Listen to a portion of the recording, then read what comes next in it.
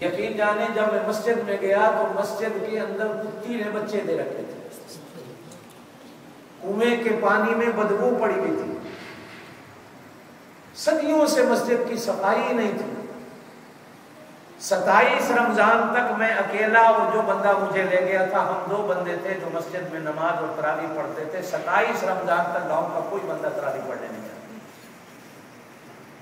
27ویں رات جب آئی، میں اور وہ بندہ اکیلا، اس نے مجھ سے کہا قاری صاحب اب میں آپ کو قاری جب مانوں گا کہ جب آپ آج جو قرآن سن کے تو کوئی نہیں آیا، آج آپ ایسا کریں کہ 27ویں کی رات کو بابے بلے شاہ کے، سلطان بہو کے، حضرت خواجہ غلام فرید کی کافیاں کو، پنجابی کی نعتیں لاؤڈ اسپیکر میں ایسی پڑھو کہ صبح کی نماز میں کو 2-4 نمازی تو آئیں۔ تو میں نے بابے بلے شاہ کی کافیوں کے ساتھ ساتھ دوڑے مائیے وہ بھی لاؤڈ اسپیکر میں گا دی، مذاق نہیں میں کر، وہ بھی گا دی۔ وہ ہمارے پاکستان میں ایک گلوکار تھے عنایت حسین بھٹی، ان کے بھی کو مائیے تھے، وہ بھی میں نے لاؤڈ اسپیکر میں گائے۔ تو فجر کی جب ہم نے نماز پڑھی تو ایک صف ہو گئی، 27 کی رات تو گزر گئی، ایک صف ہو گئی۔ تو معلوم ہوا کہ پیچھے کو 2-4 عورتیں بھی آ گئی تراویح کی فجر کی نماز۔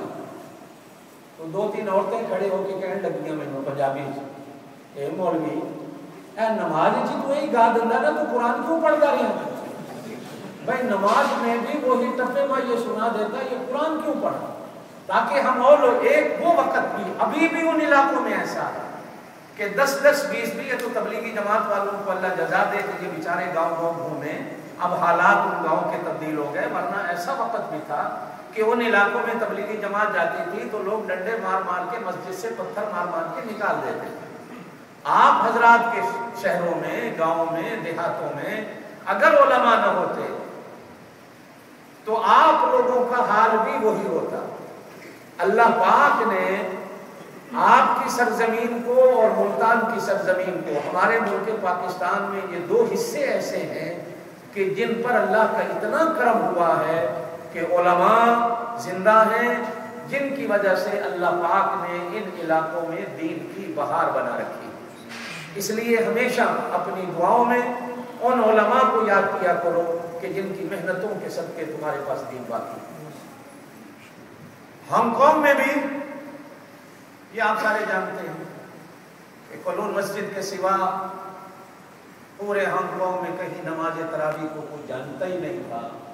مجھے آج بھی یاد ہے جب میں نے پہلی دفعہ نماز تراویح پڑھائی تو سننے والا پیچھے حافظ کوئی نہیں تھا جو مجھے لقمہ دے دے۔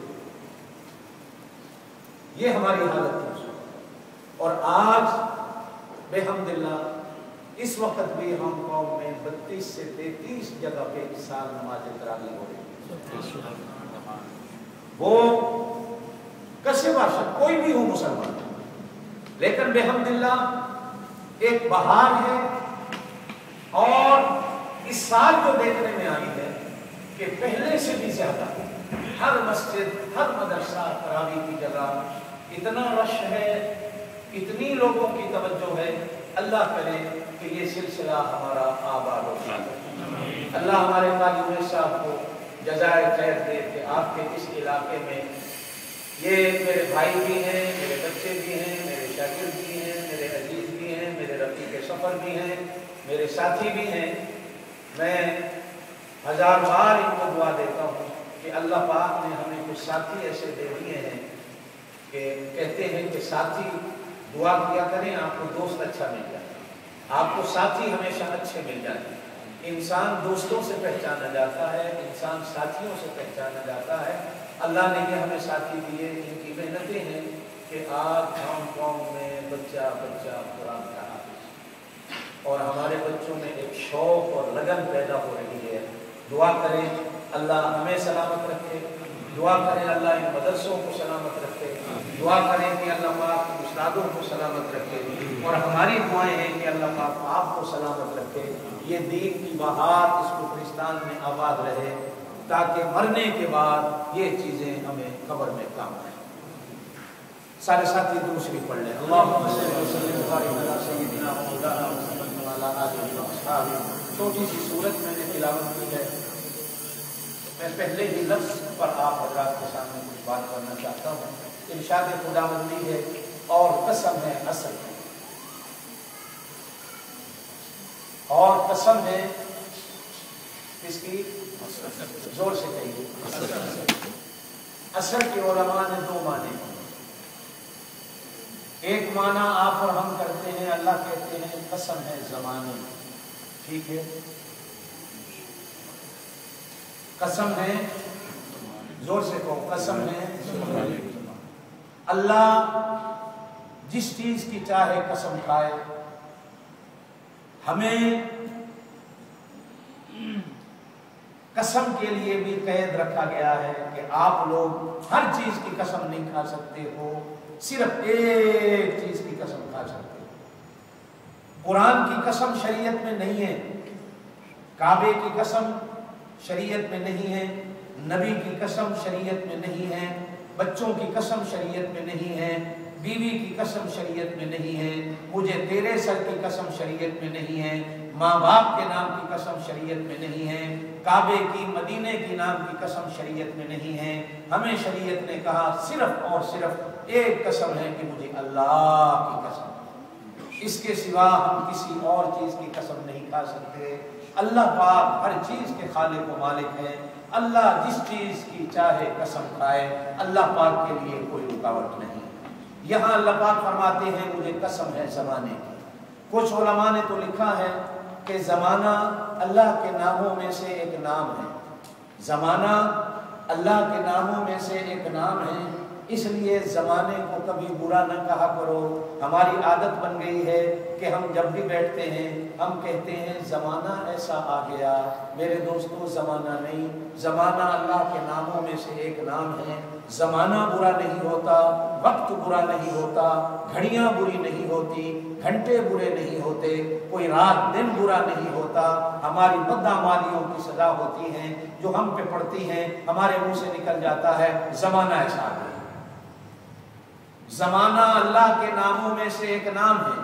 آج کے بعد احتیاط کیجیے گا کہ کہیں بیٹھ کر یہ مت کہیے گا کہ زمانہ ایسا ہے، زمانہ برا ہے، زمانہ ایسا ہے، زمانہ ایسا ہے.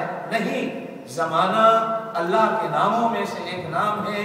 اور اگر یہ اتنا ہی برا ہوتا تو اللہ پاک قرآن میں کبھی اس کی قسم نہ کھائے. ٹھیک ہے، آئندہ یہ مت کہیے گا کہ زمانہ برا ہے، یہ مت کہیے گا زمانہ برا ہے. زمانہ اللہ پاک نے ہمیشہ اچھا بنایا. حضور پاک صلی اللہ علیہ وسلم نے فرمایا سب سے اچھا میرا زمانہ. آپ صلی اللہ علیہ وسلم نے فرمایا سب سے اچھا، زور سے کہو، سب سے اچھا خیر القرون کرنی، خیر القرون کرنی. سارے زمانے اچھے ہیں لیکن سب سے اچھا زمانہ میرا ہے. حضور صلی اللہ علیہ وسلم نے فرمایا اللہ پاک نے امتوں پہ نظر ڈالی تو اللہ پاک کو سب سے زیادہ اچھی میری امت پسند آئی. اللہ نے کتابوں پر نظر ڈالی تو اللہ پاک کو سب سے زیادہ قرآن پسند آیا. اللہ نے جب دنوں پہ نظر ڈالی اللہ کو جمعے کا دن سب سے زیادہ پسند آیا. اللہ نے مہینوں پہ نظر ڈالی اللہ کو رمضان کا مہینہ زیادہ پسند آیا. اللہ نے راتوں پہ نظر ڈالی اللہ پاک کو لیلۃ القدر سب سے زیادہ پسند آئی.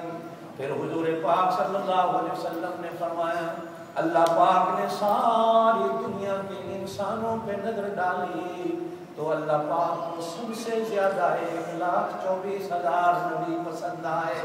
پھر سارے نبیوں پہ اللہ نے نظر ڈالی تو اللہ پاک کو 4 نبی زیادہ پسند آئے. ایک کا نام ابراہیم، ایک کا نام موسیٰ، ایک کا نام عیسیٰ، ایک کا نام محمد رسول اللہ.